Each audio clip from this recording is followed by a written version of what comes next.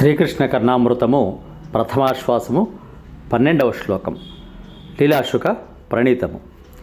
నిఖిల భువన లక్ష్మీ నిత్య లీలాస్పదాభ్యాం కమల విపిన వీథి గర్వ సర్వంకషాభ్యాం ప్రణమదభయదాన ప్రౌఢిగాఢోద్ధతాభ్యాం కిమపి వహతు చేతః కృష్ణపాదాంబుజాభ్యాం.